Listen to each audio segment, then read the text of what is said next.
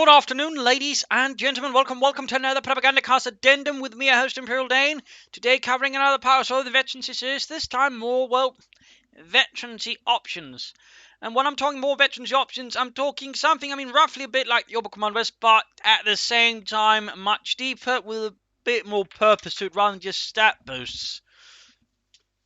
For example, like offensive or defensive, that's a bit more like purpose and overall, also in a sense, more meaningful. Basically a bit, sort of the equivalent of what, the visual veterans are about, which again is just making more sort of easy to manage, overlook, get an idea of what's going on there. At the same time, so should the veterancy choices there also serve it. For example, rather than just say offensive, defensive, and over it might just be something a bit more straightforward. For example, imagine they say, a veterancy 3 unit hits veterancy 3, then you might say like one that's called elite, and then there's one called veteran. Basically, elite would mean, they get better equipment, and then they, actually be cheaper to reinforce, because again, elite basically means you get access to better equipment. Well, roughly would always mean in a war, you got basically, prioritization in equipment, and, replacement. So again, that would sort of make sense there. Oh, hey, cheaper to reinforce, and better equipment. So for example, the weapons would be overall in that, say, boosted. Like, say, it was a unit with submachine guns, German, they might actually then get assault rifles. Even just say a regular unit would get assault rifles out of that, for example. So, oh, hey, elite, suddenly a big difference. Or if they were, say, infantry with an MG34, that might suddenly get popped up to an MG42 they're sort of carrying around. Those sort of things, they'll, infrared assault rifles again, just trying to highlight here, just sort of it there, what could be option. But veteran, on the other hand, will then unlock, say, a set of different abilities for the unit. It might actually become better at certain types of fighting. Again, it's a very sort of rough distinction of elite, veteran. But again, it's just sort of to highlight what it couldn't go in direction for. Sort of, again, very roughly. Again, you could also say, again, German infantry units, say you might have one that says camouflage uniforms, makes them a bit more durable, a bit more likely to not get shot at, because, oh, hey, camo uniforms, again, some units will start out with it. Again, you could that way create sort of more uniform set of game rules. But another one could have been, just assault training. They suddenly get access to, a lot of grenades, sort of throw it, smoke, regular, for example. Another veterancy could be, tank hunter specialization. They might suddenly become, better with Panzerfaust or their Panzerschrecks. In that way, you can sort of push units in different directions, rather than just, sort of old-fashioned stat boosts, which is just something I actually want to move from, because in part, it's a lot harder just to keep track of all the stat boosts, when again, there's not sort of, more of a cohesive bit, plus it overall just, again, makes it easier to manage, and again, a veteran unit actually gets, better weapons. It becomes less about, oh, well, it gets 25%, just, oh, right, I know, they get a better gun, I know how thusly they perform better, for example. Again, it becomes easier to manage, track off, and so on. And again, by sort of tying into a bigger theme, again, your elite, veteran, tank hunter, and so on. Then again, it also mentally becomes easier to process, rather than just, oh, hey, vet 2, well, apparently they get a 30% boost to, scratching their buttocks. Obviously not that, but stuff like that, more, received accuracy, more accuracy, rate of fire, and so on. But again, just something that's more direct, straightforward, and again, well, understandable. In a sense, again, something that thematically is more easy for people to process. Again, I'm not saying dumb it down, just make it, when you have to process so much information in the game at the same time, make it more digestible.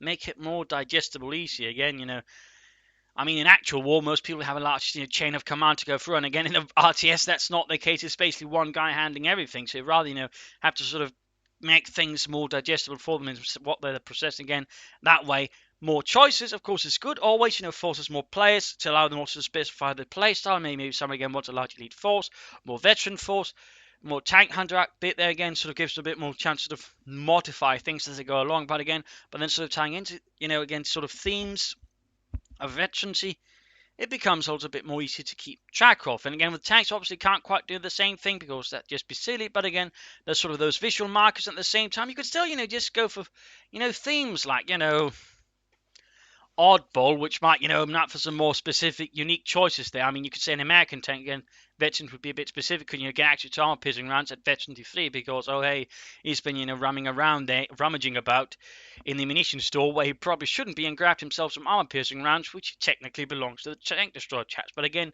veteran 3, for example, a bit more leverage. Again, it suddenly becomes small stories there, again, sort of things that, again, a bit more easy to track for people. Again, stories are surprisingly more easy for people to remember than just, numbers and stats. So again, it would also, help create this story around the different units. I mean, there's a difference between a veterancy 3 Sherman, but on the other hand, if it's a veterancy 3 Sherman, that's all of a sudden, it's a different series of combinations of different abilities. Maybe again, he's a sort of, cautious fellow, which means, he gets to upgrade the tank with, improvised armor, for example. Oh, hey, we suddenly remember that a bit better. And again, and then veterancy 3, he's sort of more, armor-piercing stuff there. So all of a sudden, we sort of get a role there of a Sherman tank that's specialized sort of more in fighting other tanks, as an example, compared to another one, which again could be more infantry support, or you could even have one sort of more of an all-rounder in terms of veterancy in that way, or just more about speed, blazing, flanking through. So again, that just opens up for a few more thoughts of play, some suggestions, some again options, and again a bit more personality, and furthermore also something that's probably a lot easier to remember for people. And again, you could then, for example, have for Tiger tanks, one that's called Ace, but another one that might be called Commander, sort of, or more hero, sort of more outward buff, but again, Ace sort of more specific, really good at killing stuff, for example. Mentions one again, could be also different things. So again, that way you could just sort of, slightly give a bit more personality to the vehicle, something again that's more easy to manage. Again, that's also really what I want to do. Again, I'm not looking to dumb down, I'm not looking to remove elements. I'm just looking to make them easy to sort of get into your head and remember and keep track of, which is, one of those things I generally find, is a good thing. And again, by then also giving more options, we do another thing which again is, allow people a bit more choice. And choice, I think, is always good. Forcing people to have to make choices is really, really good in my optics, and can also be used to sort of grant more flavor to a faction. Because again, again with Germans, that could be, the elite distinction could be something that's more specific to them. For the Americans, it could be, I don't know, Medal of Honor stuff, or sort of more Raider-like antics. And, for the Soviets, again, we could, hero of the Soviet Union. Guards, for example, veteran to 3 conscripts. Booth option for guards, for example.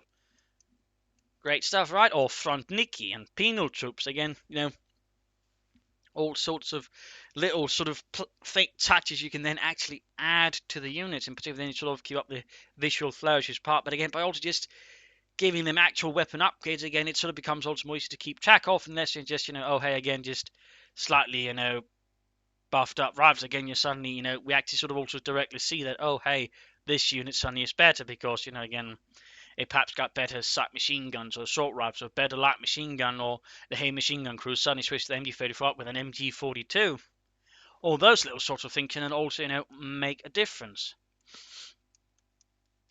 Or a heavy machine gun crew could, for example, be better at actually digging itself in, perhaps even setting up its own sandbags, self-fortification. Another one might be better just sort of mobilely moving about. Another one could, for example, actually use his machine gun to bombard targets from further away.